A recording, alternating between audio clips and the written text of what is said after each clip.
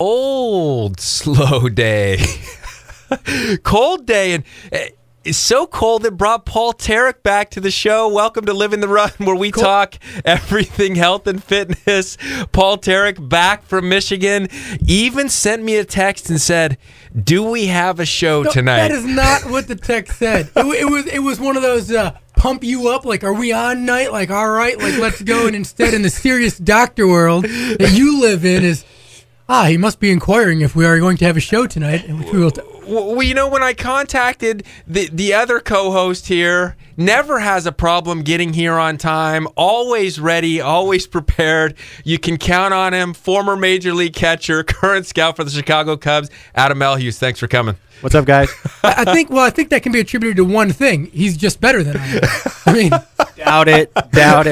Well, Paul had mentioned, a few weeks back, he saw the ratings going sky high when Melhuse joined Living the Run, and I think they were going off the charts. As a stockholder, I removed myself completely from here, and I've watched profits soar. Facebook accounts going wild, Twitter going wild. Living the Run, the health and fitness is being spread like wildfire. I will say, though, Paul, I don't know if you got out there, Adam, I don't know what you did today, but it was a little chillier out there. I made the mistake again of going out with Rando, former decathlete, hey, once a decathlete, athlete. Always a decathlete. Well, okay, all right? Just leave it at that. Just leave it at that. Hey, but the good news is because it was a little chill, molecules weren't moving as fast. I kind of hung with Rando pretty well today. You think that's because he's on the way down?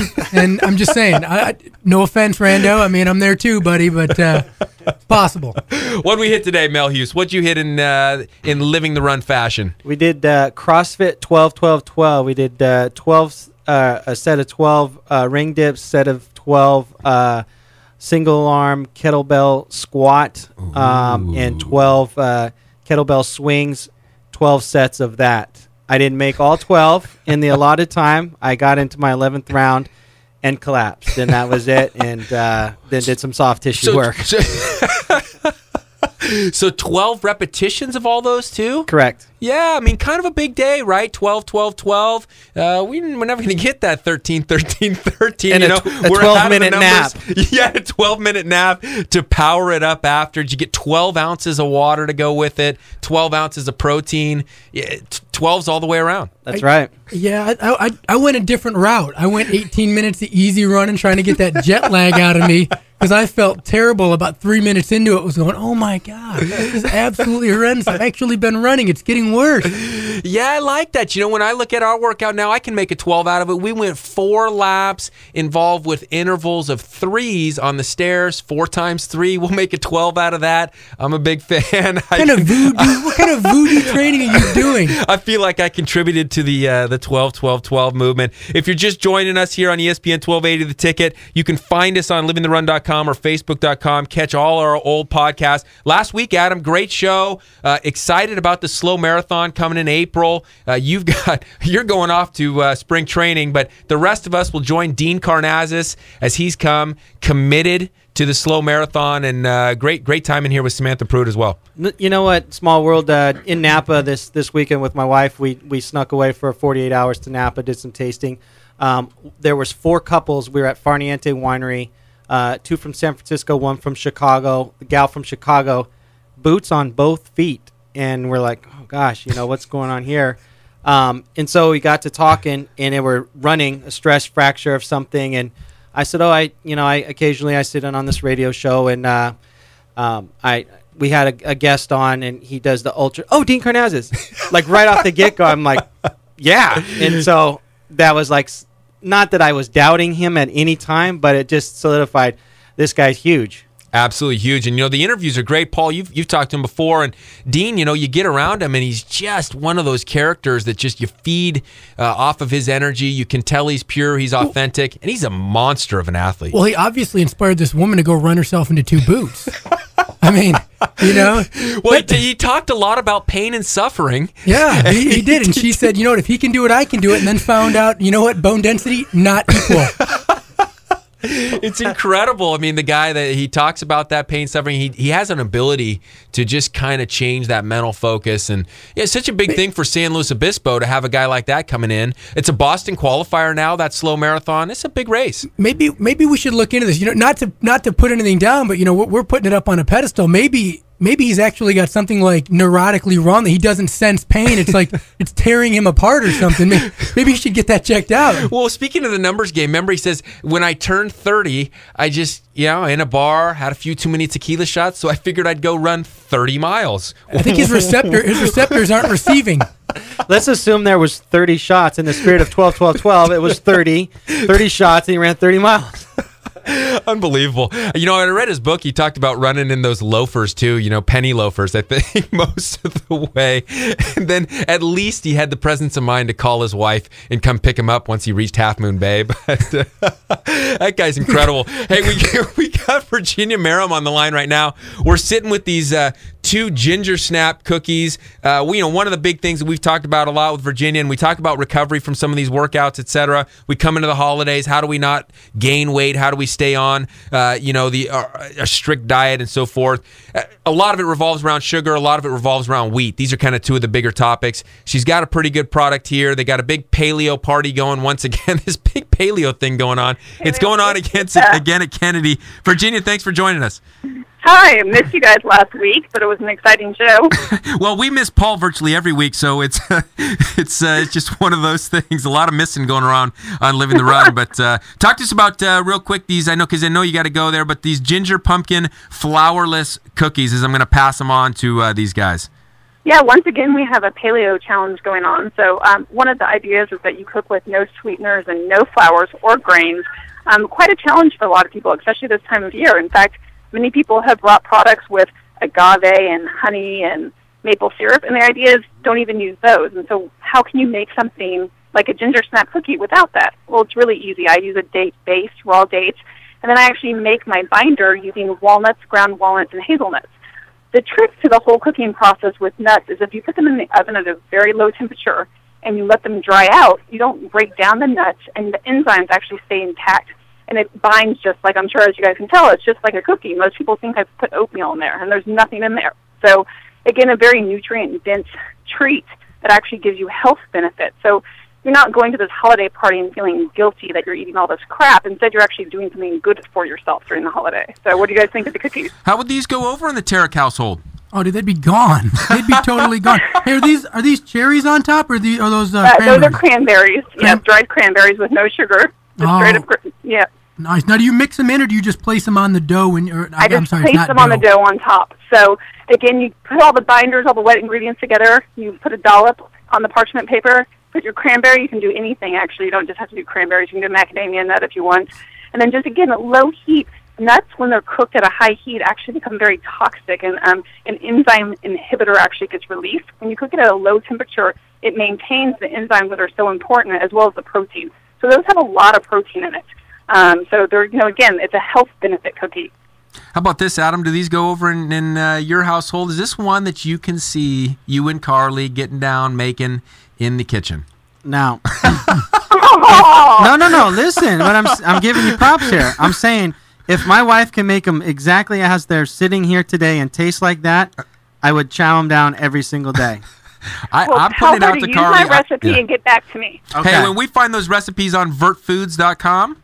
I'm in on Living the Run. I'll have them posted tomorrow. Oh, great. We'll put that on Living the Run. Virginia, as always, thanks for coming in with a holiday treat, one that can benefit us, not take away from us and take away from our health. Yes, stay healthy on the holidays. Awesome. Thank you, Virginia. All right, bye. What do you think, Paul? Is that the kind of cooking Shiloh does there at home? Are these the things that you're going for? She's trying to reduce your sugar. I'm going to go with Adam over here and say if she made these cookies exactly like this, then they would get eaten. But Virginia always impresses. Better than Martha Stewart, and no insider trading.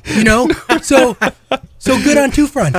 Yes, she is amazing. You know, we got an incredible guest here on Living the Run tonight, something that I hadn't really ever heard of before.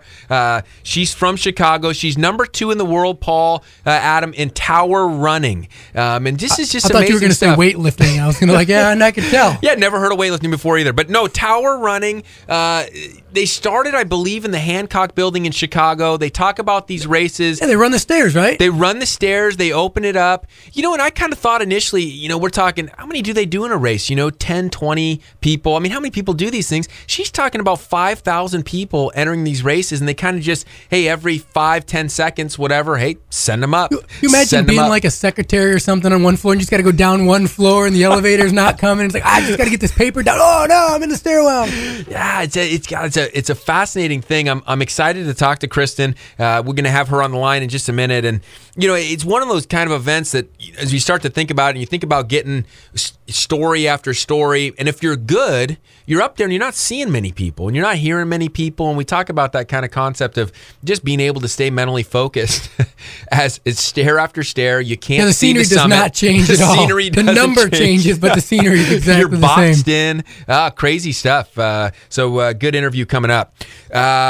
Again, if you're just joining us, remember, a podcast can be found on livingtherun.com, facebook.com or /livingtherun, and catch all these interviews. We got one good one after another. I'm hoping to get Jordan Hasse back in next week. They had an epic finals in the cross-country finals. Oregon won as a team, and she had a great race. We had a great freshman from here as well. Looks like Kristin's going to be on the line here. So more from Living the Run. Number 2 tower runner in the world, female, next. You're listening to Living the Run on ESPN Radio 1280 The Ticket.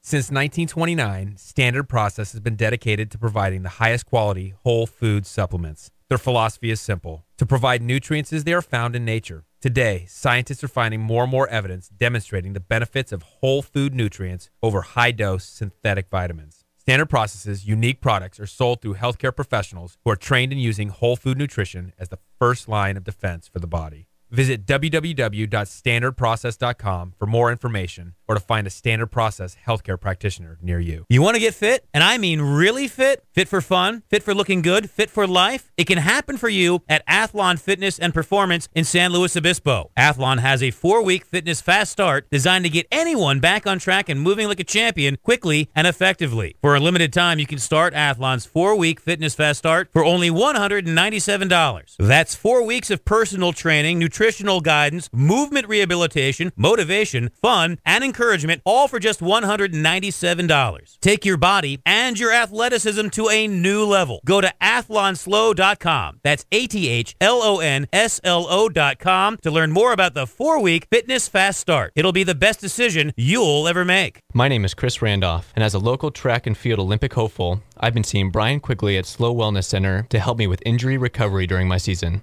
Brian has not only helped me with some very extensive injuries, but has also educated me on the specifics of how my body moves when I compete. His knowledge and touch has helped me achieve personal bests in my competition and has also helped me in injury prevention. Becoming a wellness patient of his has helped me stop my injuries before they start, making time spent recovering shorter, leaving more time spent training for my goals. From injury prevention to wellness, Brian understands the patient and holistically helps them achieve their personal health-related goals. So check out Brian Quigley at peakperformanceslo.com and find him on Facebook and comment a response to this ad and get a complimentary 60-minute massage. Hey guys, Paul Tarek from Living the Run here. As a former Olympian, there is only one place myself and fellow athletes go when it comes to chiropractic care on the Central Coast. With 4 chiropractors in the clinic, Slow Wellness Center is the largest, most comprehensive group of docs in San Luis Obispo County.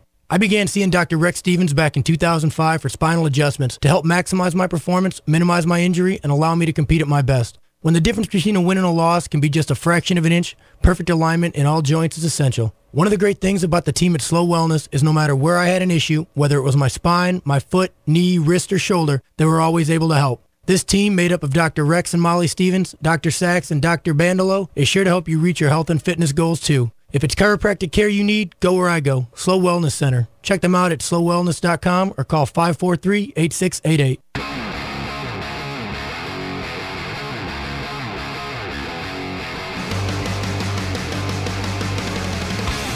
We're back with Living the Run. Welcome back to Living the Run. Already a great start. Couple of co-hosts in studio. Paul Tarek remembered we had a show on Wednesday nights. That was kind of nice. Adam Melhuse routinely here. We're going to kind of pepper that point a little bit. Hey, this section brought to you by Jaffa Cafe. Jaffa Cafe, one of the sponsors of Living the Run, your home for the best Mediterranean Greek food. Know this, Jaffa Cafe, get there this week. Friday, they're closing down for 2 weeks because they're moving. They're moving just around the corner to Monterey Street. So if you haven't gotten to Jaffa this week, get there by Friday. Get that last little bit of baklava. Get a little gyro. Get what you need.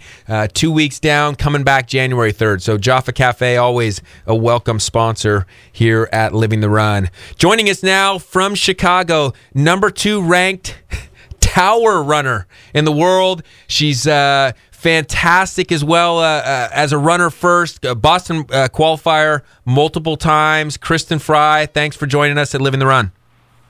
Hey, how are you guys? We're fantastic, Kristin. You know, sitting here, you know, as we were kind of doing it in the break and we were talking about before, we're starting to contemplate getting up to the 40th or 50th floor. Nobody around, same scenery. How do you do it? You know, it's really, stair climbing really comes down to your mental toughness and how hard you can push yourself and make yourself keep going. It's so unlike any other sport. Running, you can pick someone out, you can chase them down. In the stairwell, you pretty much only hear yourself breathing and you only have the thoughts in your head. So you better be thinking something positive, because if you're not, you're going down, and you're going down fast. You won't make it to the top.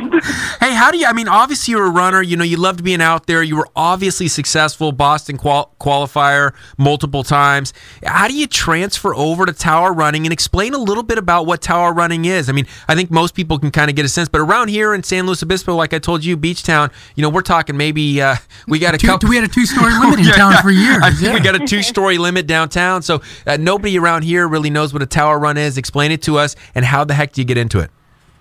Well, I started back in 2010. My best friend and my coach, he got me into it. He has a team who does Hustle Up the Hancock, which is a really popular climb here in Chicago. And I was injured after running, 4 marathons that year, hitting a couple PRs. And in the fall, my body just kind of fell apart from all the mileage. So stair climbing was a great alternative. I wasn't able to run, but I could do a lot of cross training, and it just worked really well for stairs. And I did my first race, and I did pretty well, and I knew that I hadn't pushed myself or reached any kind of limits. So I just kind of found some other races, and I think the second race I did one in Milwaukee, and I ended up winning it, and I won a race in LA that year, and it just kind of snowballed, and I started figuring out what training worked best for me, and I just really got into it. And since I was doing so well, it really helped me, get involved in the sport more and wanting to work harder at it. And there's so many great athletes who are also stair climbers, and I've met a lot of people who have become really good friends, and we see each other at races from all over the country. I've met people from all over the world. It's incredible. But climbing here in the U.S., a lot of it is for charity. Almost all the races are for the American Lung Association. Some of them support cystic fibrosis or other respiratory health diseases and things of that nature. So a lot of it attracts, normal people who want to do it as a charity and want to fundraise because they really support the cause. And then you get some people who really like the challenge of it athletically, which is what draws me into it, really being able to push myself and to try something new. And then I also like that I'm supporting a good cause at the same time. So it's tower running. Is it not a sprint, obviously, on some of these buildings, but is it a run the whole way? Or are you having to stop and walk for a little bit, or how does that work? Usually I'm not running at all. I'm usually taking 2 steps at a time and kind of using the rail like a rope. That's the technique that works best for me. And in Chicago, we have a lot of taller buildings, the Hancock and the Sears Willis Tower. So it works to my advantage to have endurance and to go a little bit more conservative, whereas some of the shorter climbs that are maybe only 30 or 40 floors, you can get away with running a bit more, but that's never really been my technique or my style of going up the stairs. Now, how do you balance out, obviously climbing the stairs is going to be glutes and hamstrings. How do you balance out the muscles on the front side of the leg, just training mainly for the climb? Mm-hmm. I do a lot of running and cross training as well. Do a little bit of, weightlifting and just kind of really try to do different activities. So actually being a stair climber, I got into spinning. I've been doing running. I've been doing stairs. I started using the rowing machine at the gym. I've been lifting weights.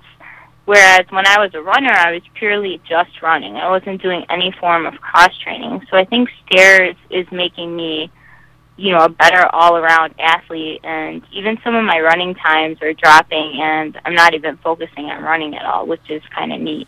Hey, we're talking to Kristin Frey here, number 2 ranked tower runner in the world. Kristin, I'm looking at you making that pull. We can go to KristinFrey.com, and I'm looking at you pulling like that. As your upper body then bulked up, have you gained a little bit of weight from a muscular standpoint in comparison to what you were doing when you were a marathoner? I actually weigh a little bit less than when I was running, but I have started doing a lot more to strengthen my upper body.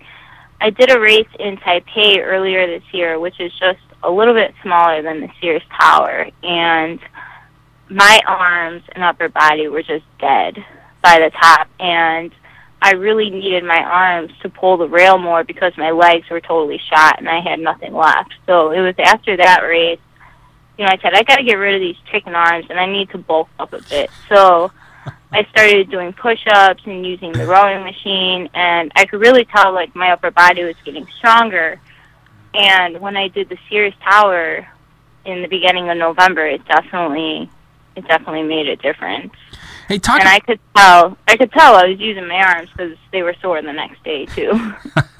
Hey, are any of these races? Are all these races just geared to get to the top? None of them have a down to them, do they? Unless there's an accident. No, probably not a down. Most. There's no rolling down the stairs or anything. Yeah, I think somebody would definitely get trampled in that instance. But, I got to think jello legs by the top. Yeah, it's most of the time at the top of these climbs, if you've really pushed yourself to the max, you're on the ground. Almost, you cross the mat and you're down. Or, maybe you take a few wobbly steps and then you hit the ground and you're just either laying there or crawling out of the way. And most of the climbs that are in towers, they just have the up portion of the stairwell. Are there ones that actually have the down? They do have some races that are in stadiums. In September, they had a race that was in Soldier Field, and there you had to go up and down the stairs. Was it kind of like a lap around the stadium? You had to go up and down all the stairs, or was it? Yeah, I think so. I wasn't able to do it, but I had some other elite climbers that I know did it, and yeah, I was basically doing a lap around the entire stadium. And going down is hard. It leaves you really sore. Your calves and just your legs just get shot from it. Who needs patella tendon? Hey, talking to Kristin Frey, elite tower runner out of Chicago. Kristin, what's the difference in recovery that you notice when you go out? You set a PR in a marathon. What's the difference in your recovery the next day after doing an elite tower run and scoring well versus or timing well versus a marathon run? When I used to do marathons, I'd have that, leg soreness where, it'd be hard going up and down stairs or anything like that. But I feel like tower running, if I really go as hard as I can and give it my all, it completely obliterates me. After the Sears Tower this year, it took me 14 minutes and 57 seconds, so it's not even a 15-minute race. Yet I felt mentally and physically exhausted for 2 or 3 days. My whole body was sore, my legs were sore, my abs were sore, my arms were sore, and mentally I just felt fried. Like, I feel their pain. I do. I feel, because I went on an 18-minute run today, and I'm going to be sore for a couple of days. Yeah. You know, it's like, how can something so short take so much out of me? You know? Adam Melhuse, 12-12-12 today. She just said she went to the top of the Sears Tower in 15 minutes. I've done that. It was in an elevator. It was in an Yeah, elevator. Oh, you know, my gosh. It might take longer in the elevator if you have to wait in line and, you know, buy a ticket and all that. It would totally suck to work with her when you guys walk into the lobby together. You're holding a box of donuts. She's like, all right, I'll see you up at the office. And you go to the elevator, you wait, ding, ding, all the way up, and all of a sudden you get there, she's already at her desk picking away. Hey, Kristin, can you hang with us for 5 minutes? I want to talk about what you guys are going to be doing here. You guys are going to try to set a Guinness Book of World Records, right? And with another guest of ours who'd been on, Casey Fisher Cleveland. So I want to get to that, and then I want to promote again what you guys are trying to raise money for. So you can hang with us. Hang with us for 5 minutes. We hit a commercial break. We'll be right back here on Living the Run. You're listening to Living the Run on ESPN Radio 1280 The Ticket.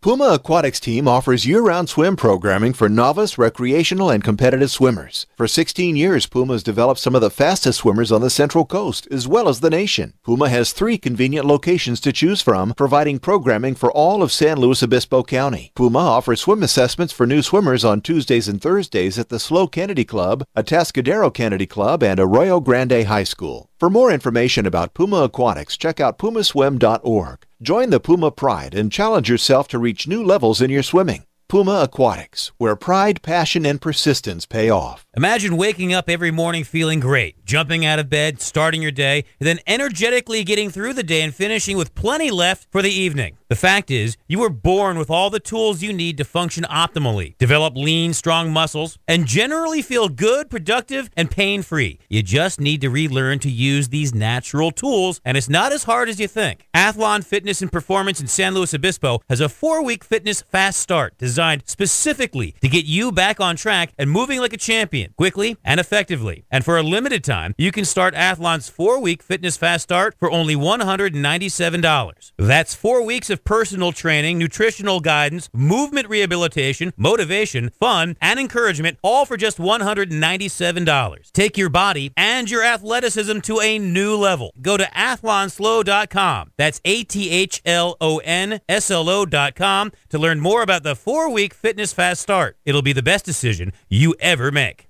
Folks, when it comes to the health of my teeth, I will not compromise, and neither should you. It's time you go where my wife and I go see Dr. Ryan Ross. I get it. Not everyone loves a dentist, and heck, even a few of you out there are scared to death of these offices. Bad past experiences? Well, you ever had a bad haircut? How about a bad meal somewhere? You didn't stop getting your haircut, and you certainly didn't stop eating, so stop ignoring your teeth. Dr. Ross's gentle approach, calming demeanor, and office full of upbeat staff put your dental fears to rest. Conveniently located in a great little house on Marsh Street downtown, Dr. Ross's office exudes the highest level of professionalism, mixed with an atmosphere much like your own home. Look, nobody's in a rush here. It's not a get 'em in, get 'em out atmosphere. Every time I'm in Dr. Ross's office, it's like I'm the only guy that matters. No distractions, just full focus on my oral health. If you're interested in the highest quality in dental care and want to walk out of the office every time with a smile, call Dr. Ryan Ross today, 541-5800.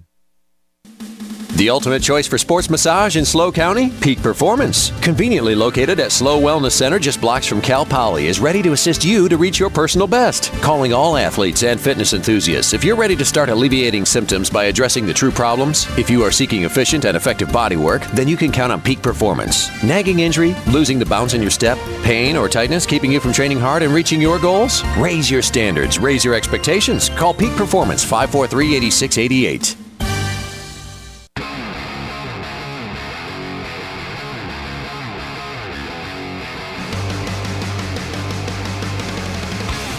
We're back with Living the Run. Welcome back to Living the Run. We still can't get over this. Our guest, elite tower runner Kristin Frey, we're still trying to comprehend 15 minutes up to the top of Sears Tower running. Kristin, tell us this, because Paul knows Casey Fisher Cleveland pretty well. She ran here at Cal Poly, where we live here on the Central Coast. How'd you run into Casey? How do you know her? And what are you guys up to here starting beginning of January? I actually met Casey back in 2010 when I did a stair climb out in Los Angeles. It was the Fight for Air climb in LA, and I met her, and that was the first time I actually met a lot of the other stair climbers from around the U.S., so that was a really cool experience. And Casey's actually really awesome. I wish I lived by her, because I think we would have a blast training together and, just going on all sorts of crazy endurance adventures. You're aware that if you did live by her, you would have just rollerbladed across the U.S. Yeah, I know. Okay. I actually wanted to try and meet up with her at some point along Nebraska, along maybe? her Nebraska journey. sounds fun. Yeah, but I couldn't figure out how to get there and how to get back and what to do. So Hey, so you guys are doing something big. January 4th, 2013. Tell us what you guys are trying to do. Yeah, Casey came to me a couple weeks ago and asked if I wanted to be part of a team of 4 elite stair climbers trying to set a world record for climbing the most stairs in 24 hours. So, of course, I was elated at the fact that she asked me to be part of her team, and I really didn't even have to second guess it or think about it. I immediately told her, yes, I was interested, and it was, something I wanted to be a part of. Paul's sitting here in studio. He doesn't look like he would have had that quick a reaction to a yes on that. I told my mom, and she kind of said, well, I guess that's something you have to, think about and be sure you want to do. And I'm like, well, what's there to think about?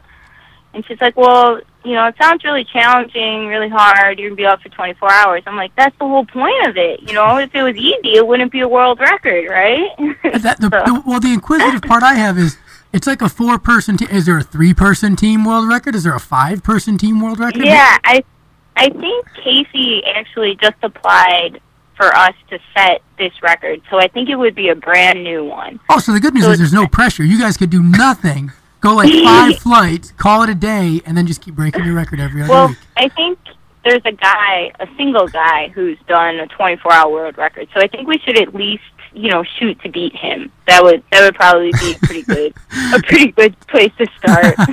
That would be a good place. I don't see us 4 here in studio breaking that record anytime soon. What are we raising money for? The American Lung Association. Okay, same deal. Yeah. Casey's actually helping them put on the Fight for Air climb in Jacksonville, which is on February 2nd. So our climb is kind of like a kickoff to that. We're trying to encourage people, to come out, to get into stair climbing, just get into fitness in general, since it's right after the new year, maybe help some people start up some, New Year's resolutions to work out, to eat healthy, to be crazy and take the stairs everywhere they go. We're just trying to spread the word. Hey, Kristin, this is Adam. Hey, congrats, by the way, with being ranked number 2. And, I mean, phenomenal 15 minutes. Again, we're still trying to wrap our minds around it. But since you started the whole thing, started stair climbing, how much have you seen the sport grow? I mean, is it rapid, or, more and more each time you go to a new event? Is there double the people? What are you seeing? It's actually been growing a lot over the past few years. The American Lung Association has just exploded. It's having races anywhere they can find a tower, and they'll let them use the stairwell, and they're popping up all over the place. Here in Chicago, I think we have the most major races. We have several tall buildings. There's a few smaller buildings that have races, so it's just really gaining popularity. And I think people like it because it's kind of something anyone can do. You can climb the stairs wherever you are, whether you're in the mall or a parking garage or at the airport. You can take the stairs, and it's an easy way for you to get exercise. And, I've seen people of all ages, of all sizes, at these races, and it's just so inspiring seeing them in there and seeing little kids in there, you know, running up the steps either with their parents or, you know, just in there doing it. It's just great. And the fact that it raises money for, you know, charities is also really cool. You know, that helps bring in some other people who might not otherwise, you know, want to take the challenge. But if it's for a good cause, you know, they're more willing to kind of step up and do it. Hey, great encouragement, Kristin. Thanks so much for joining us. How do we follow you on this event, January 4th? How do we, as listeners, support this event? How, if those want to give, if those want to support by watching, showing up, how do we support you in this? We actually have, on my website, I have a link to my personal fundraising page. So KristinFrey.com, so Kristin, Frey is Frey.com. So people can go there and they can, you know, either sponsor our team as a whole or sponsor me. We're trying to raise $10,000. You know, it's a short amount of time, so we'll see how much each of us can get, but it would be great if people could donate, or we're still trying to figure out logistics of that day, but I'm sure, you know, we'll be posting updates on Facebook or Twitter. You know, I have a blog, so I'll be writing things on there, so we'll definitely be getting the word out the day of the event. Awesome stuff, Kristin. We thank you so much. We'll put your stuff out on Living the Run. We'll link up to you as well. Listeners can get to KristinFrey.com, support you guys, and hopefully we'll get to check in with you after January 4th, get an update, and see how it went. That'd be great. Hey, thanks so much. Enjoy the evening, and we do great on that event. Thank you. Thanks so much, for Kristin. having me. Okay. Hey, great guest, you guys. I mean, incredible athlete. And again, I love what she was saying there, you know, towards the end. Anybody can do this stuff. You can take stairs anywhere. You know, you get in these airports and everybody's on the escalators. They're doing that kind of thing. But there's always stairs as an option. There's stairs at our parking garages here in SLO. You can take those stairs. Stairs can be taken anywhere instead of the elevator. Simple thing to do to improve on your health. I bet it's hard to watch that though, because how do you really spectate this? You know what I mean? Like how do you go support somebody while they're doing it? No, you know, you got to be just at the top. I mean, that's one of the bummers, and maybe we can talk about to her when she checks in with us in January. You know, I kind of thought about where are the aid stations. You know, I mean, where are you getting water? The Xerox machine on the 52nd floor. Yeah, there probably isn't, because it's only she's getting up there in 15 minutes, so it's a lonely 15 minutes. No supporters, no aid stations. They probably even got like United Elevator workers like boycotting the races. Like, no, you should be taking the elevator. Well, and you heard her, right? She said it's totally mental. I mean, it's just a total mental race. I got to say, it sounds a little physical too, but a little, yeah, mental as well. Hey, speaking of physical, I thought of both of you guys. You know, Rando and I were running last week, and Molly had just gotten back from a seminar where the seminar speaker had argued, don't get a big head here, Paul Tarek, that the pole vaulter is by far the most superior athlete, and it's by far the most superior athletic event that we see in sports today. Agreed. And I started thinking about it. I said, God, that's really great. I've always thought, though, Adam Melhuse, hitting a baseball... According to USA Today, I saw that poll. Hitting a baseball at 96 miles an hour from so short a distance with a skinny stick, with all that spin, that skill right there has got to be up there as one of the toughest. What do you think? I mean, I got to think it's right up there, but I'm just trying to think if I hadn't done either of the two, which I would have a better chance of at least attempting to look like I had a halfway decent shot. And if I never ever, you know, played an inning of baseball, 96 miles an hour, it'd probably look like an aspirin coming in there to me. But, you know, in a pole vault, you know, I wouldn't be fast enough. I could put the pole in the little thing there, and I wouldn't get pole vaulted off the ground. But I don't know. It might look a little better, but I don't know. That's the best analogy I've ever heard. Fastball coming in looking like an aspirin. That's incredible. Do you remember that study they did? It was USA Today back maybe 10 years ago, and it was hitting a baseball. The problem was that we argued about this for a long time because I think vaulting and was in there. It was like number 5. And they didn't qualify the hitting a baseball was consistently. It was, because the thing is, just by sheer probability, there's strike zone so big if they feed you strikes, anybody with enough swings can make contact with it. Hitting consistently is the thing, because the benefit in pole vault, once you learn to do it, really other than wind, everything stays pretty consistent. So you just have to be in great shape to do it. Hitting a baseball from different pitchers, different pitches, coming right-handed, left-handed, that's where it was like, oh, okay, I can totally agree with that. Yeah, but you're coaching. We're going to try to get Harry. I know Harry's going to be in town again next week. Yeah, maybe we can get Harry in studio as well. But Paul, I mean, the pole vault is one of those things. Even when you're doing it well, it can look like a circus out there. I mean, you got poles that snap. You got things that just seem to go wrong, and you got guys landing in the box. You got guys landing pretty goofy. Some pretty big injuries out there. I mean, it's not like it's just routine coming through just because you've done it for several years. Yes.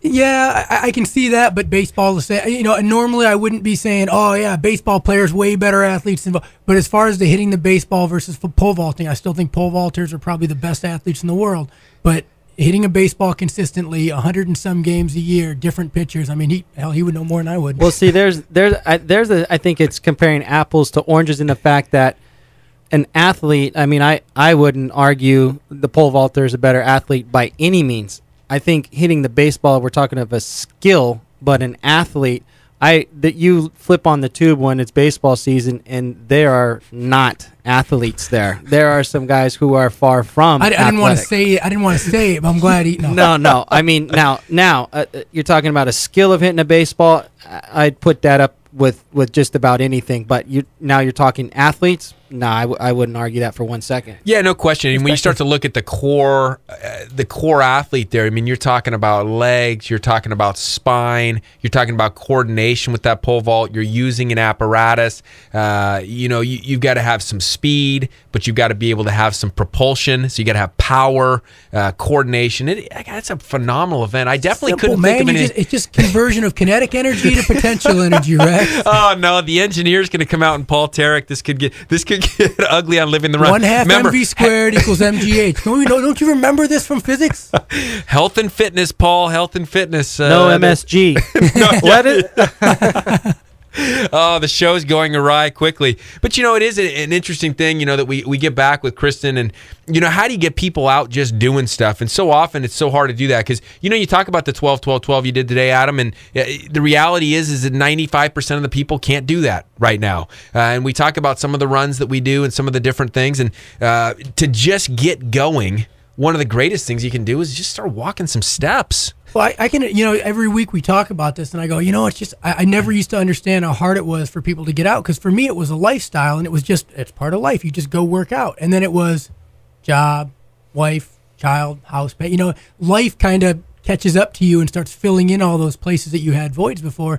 And all of a sudden you're going, wow, I'll get to that later. Well, I'll get a better run in tomorrow. And then pretty soon you're like, I haven't run in 2 weeks. I need to get out there.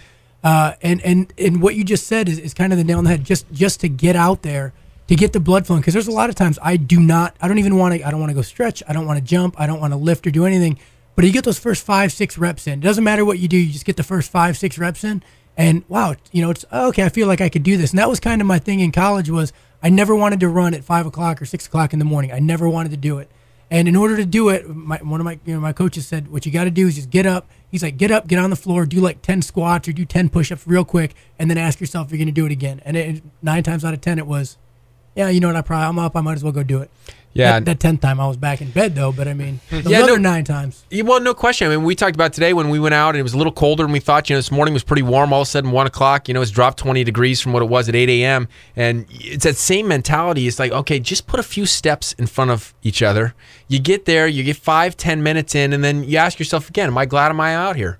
And the answer is yes every time. Yeah, you never regret working out unless you hurt yourself. But you never regret working out. You always regret not working out. Absolutely. No, totally. And what's interesting is you say as life goes, retired and then married and kids and stuff, and working out was no longer a part of my career. It was like I had to try and somehow find some motivation to really get in there. I mean, I'd get in there and I would just limp through a workout, do more talking than I would working out to all the other guys, because I know in the back of my mind, I'm like, I'm not working out for a contract anymore. I'm just, here, I'm in good shape already. I'm healthy. I'm good enough, So I had to find that. And, with these other avenues, with these gyms and CrossFits and whatnot, and at Athlon, those group type settings is where I had to find it, because just by myself was like, hey, all right, I'll lift a few here, I'll lift a few there. And all right, I'm in good shape. Okay, good. How long did it take you from the time you retired until because there had to be that lull. I mean, that lull for me was a long time of finding that motivation to get back in there and do something. Because I'd go out there, I'd do it, and then go, you know what? I'm nowhere near the shape I used to be in. This is absurd. It's just depressing to come out here. And then it's like, I don't even want to be here. It was about a year, actually, because that first year I retired, I really didn't do much. I mean, as far as looking for work, for anything, I was just like, you know what, I'm just going to totally decompress. And the workouts were atrocious. I mean, it was just like, walking out of there, glad I was even in there, but just going, that was pathetic. I mean, that was nowhere near what I used to do. I didn't have anybody pushing me. I didn't have, anything kind of to work out for. So I think that's the challenge. And I think, the listeners just, for lack of better, the everyday person, some sort of motivation, somewhere, whether it's, for today, for me, it was a buddy of mine that's going through mantle cell lymphoma in his stomach. He's got a thing tomorrow. I guess they're going to find out whether they got to attack with heavy chemo or whatnot. So just that, going, okay, you know what? I bet you he'd really like to do 12-12-12 right now, and I've got the chance. I'm healthy. Let's go. Going to, I mean, I don't want to get all morbid, but going to a funeral for another buddy who had a brain tumor, passed away just recently, a few days ago, and lived with that for a couple years. He was the first baseman at Santa Clara when I was a freshman shortstop. Great guy, lived in Fresno, left behind wife and 3 kids. But, stuff like that, that's, for me, that's where I find it. It's like, hey, you know what, I'm sure he'd love to do 12-12-12 right now, but you know what, he doesn't even have an option. I have an option, so let's dig in and go for it. Yeah, perspective, totally. And, that kind of will to push forward, that thankfulness, that gratefulness, and the reality is though we may not be competing at the highest level right now that we once did, we can still move, we can still get out there, and we can still make our body change for the maximum. Speaking of that, we got Ryan Joyner on the phone. Ryan Joyner from Athlon Elite. You can follow those guys at athlonelite.com. And Ryan, we're talking a little bit about how to get motivated, how to get people out there. We had Kristin Frey on, elite tower runner. We talked a little bit about that idea of, take the stairs. When you have the opportunity instead of taking the elevator, how do we get people motivated to do that? What's the latest here coming into the holiday season, or even just in any season, Ryan? How are you getting people to take some of those everyday routines, not just routines in the gym, but everyday routines, to add a little bit to their health each and every week? Well, I like what Adam, I think it was Adam that said earlier about just get a couple steps in, or maybe it was Paul, but just get those couple steps in, or just get up and do something, and then you'll appreciate that you're already up and moving.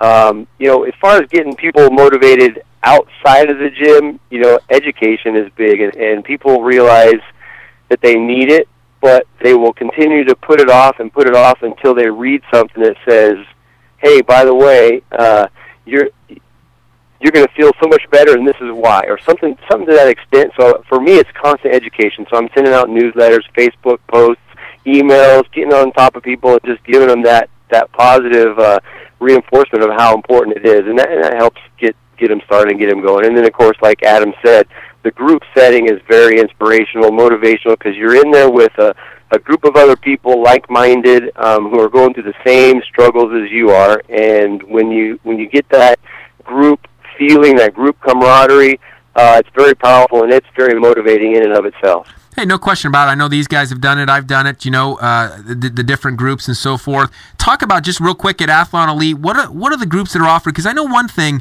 Ryan, is that, and again, talking to Ryan from Athlon Elite, you can find them at athlonelite.com. When we talk about group settings, sometimes they're intimidating. What are the different opportunities offered over at Athlon Elite that might be able to take in that beginner or that person that might be intimidated by the group? Because oftentimes those groups, as you know, get a bit competitive, and we've seen some of that stuff. What are you guys doing over at Athlon to bring in that person that might be a bit intimidated?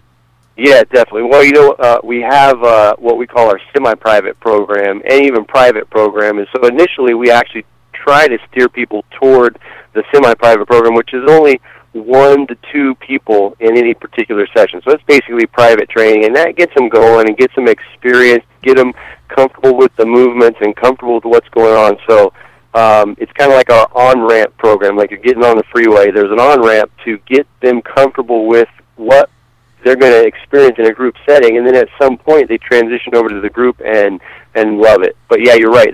They need something to help if they're not already comfortable with exercise or with a group, something to give them a little bit of confidence, which is more of a private setting what we offer. And every membership we offer has that private initial lesson, consultation, or training sessions. Hey, awesome stuff as always, Ryan. We appreciate it. We appreciate what you're doing for the holidays and getting people going then for the next year. Can find these guys again, 805-546-6070, or go to athlonelite.com to learn more. Thanks as always for joining us here on Living the Run, Ryan. Yeah, thank you very much. Have a good night. All right. Hey, good stuff. You've been in the group settings. How do you like it, Paul? You've done different workouts, individual workouts yourself, track to, just a workout. Talk about the difference. For myself, I love the group setting. It is hard to find motivation when you don't have that carrot on the end of the stick. But where I saw it the most was when we had our ladies' classes in the morning. Those a lot of those ladies hadn't worked out in years. They felt comfortable around each other, and they were really supportive, and they'd get together. And by a year or two into it, they're supporting each other. They're all working harder. They do form a little bit of competitiveness, but it's all in good fun. So. Hey, so going forward here, great show. Again, if you didn't catch us, go to livingtherun.com or go to Facebook/livingtherun to get this podcast. Kristin Frey. We always try to end this show. We got 3 of us here tonight. Tips and takeaways. What did we learn tonight from the show? I learned that you can make a fantastic cookie without all that junk in it. So I'm going to really urge my wife to try and make some of these cookies. Hey, the recipe will be online, livingtherun.com as well as at vertfoods.com. Paul. I think the one thing you kind of touched on it earlier was making sure you get, you kind of both did actually, making sure you get something on the horizon. Adam really mentioned it, saying you got to have something you're working for. You can't, it's hard to go in blind. So if you need to get a race on the calendar, get a race on the calendar. If you need to get a date that you need to accomplish something by, get that written down and make sure you tell people about it so they hold you responsible too. Yeah, no question. I'm going to go with one more step. Take one more step. Go that extra step. Park at a different part of the parking lot.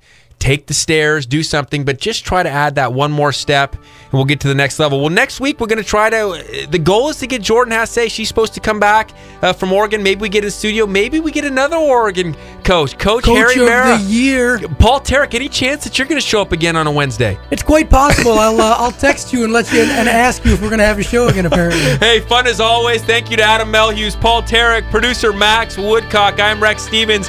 As always, we say live healthy, live bold, come live the run.